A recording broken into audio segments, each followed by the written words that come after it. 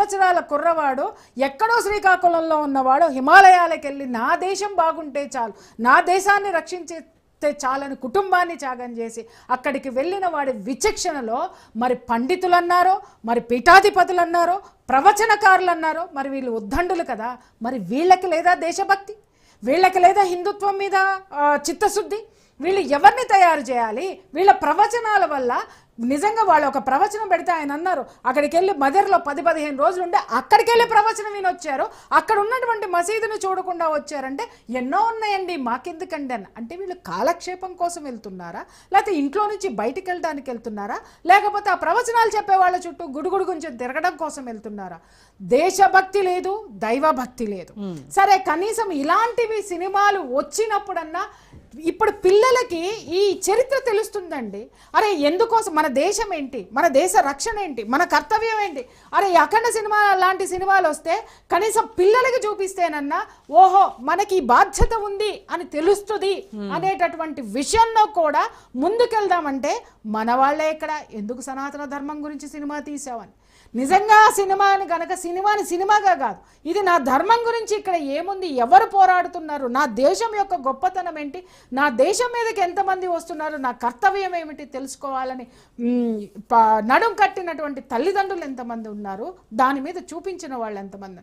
ఇవాళ సినిమాలే రిలీజ్ చేసుకునేటటువంటి పరిస్థితుల్లో మనం లేమంటే, ఇవాళ వీటి కోసమే మనం కొట్లాడనటువంటి ఇది లేదంటే మన కోసం మనం ఎక్కడ కొట్లాడుకుంటామమ్మా. అంటే వీళ్ళు ఎంత బద్దకస్తులో, వీళ్ళు ఎంత పిరికి వాళ్ళో, వీళ్ళ చుట్టూ తిరిగే వాళ్ళు కూడా పిరికి వాళ్ళు. ఇప్పుడు నేనేమన్నానంటే నా మీదకి దాడికి వస్తారు, కానీ దేశం మీదకి దాడికి వచ్చేవాడి మీద వచ్చే ధైర్యము దమ్ము వీళ్ళకి ఎవరికైనా ఉందా? మళ్ళీ వీళ్ళ కింద విద్యాలయాలు ఉన్నాయి, హాస్పిటల్స్ ఉన్నాయి, ఇంతమంది ఉన్నారు.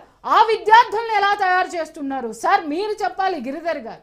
వాళ్ళకి ఎడ్యుకేషనల్ ఇన్స్టిట్యూషన్స్ ఉన్నాయి పీఠాధిపతులకి, వీళ్ళందరికీ కనీసం ఆ ఇన్స్టిట్యూషన్స్లోనన్నా దేశభక్తి, హిందుత్వము, నువ్వు హిందువి, నీ సనాతన ధర్మం ఇది, ఈ గొప్పతనం చెప్పలేరా?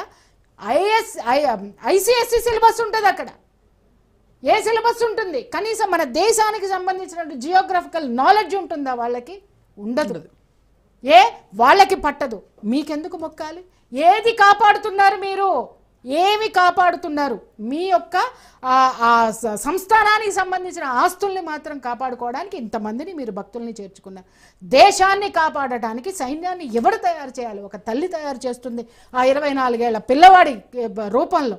ఎంతమంది తల్లులు వాళ్ళు త్యాగం చేయాలి, మీరు మాత్రం ఇక్కడ కూర్చొని ఇక్కడ ఇలాంటివన్నీ గుడుగుడు గుంచేలా ఆడుతూ కూర్చుంటారు. సిగ్గుపడద్దమ్మా. మనం జాగృతం చెయ్యాలి అనంటే ఇప్పుడు ఆయన వస్తారు.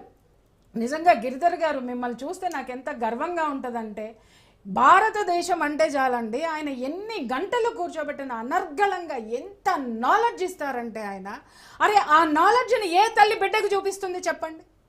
సార్ ఏదైనా మాట్లాడుతున్నారంటే మా అమ్మాయిని కూర్చోబెట్టి ముందు నువ్వు ఇది విను అని చెప్పేసి నేను చూపిస్తా సార్, వీడియోస్ అన్ని చూపిస్తా, నువ్వు తెలుసుకోవాలి, మీకు తెలియదు మీ జనరేషన్కి, షీఈస్ ఎ టీనేజ్ గర్ల్, కూర్చోబెట్టి చెప్తా, మీరు వినండి, మీరు చూడండి అనేసి. అరే ఆ తపన ఎంతమంది తల్లుల్లో రావాలండి, ఆ తల్లులు పిల్లలకి చూపించాలండి. సరే తల్లులకి తెలియదు, ఇలాంటి వాళ్ళు వచ్చి చెప్తున్నారు కదా, వీళ్ళ నాలెడ్జ్ అంతా చెప్తున్నారు కదా, కనీసం ఇవి చూడరు సార్. మొత్తం రీల్స్ చూస్తారు, ఆ రీల్స్లో దిక్కుమాలని చూస్తారు. ఈ జాతిని తయారు చేయవలసింది రెండే, ఒకటి గుడి, 2 బడి. ఇవి రెండూ కూడా ఈ రోజు ఏ స్థితిలో ఉన్నాయి అనేటటువంటిది మనం ప్రశ్నించుకోవాల్సినటువంటి అవసరం. గిరిధర్ గారు, ఎందుకు హిందువుల్లోనే ఒక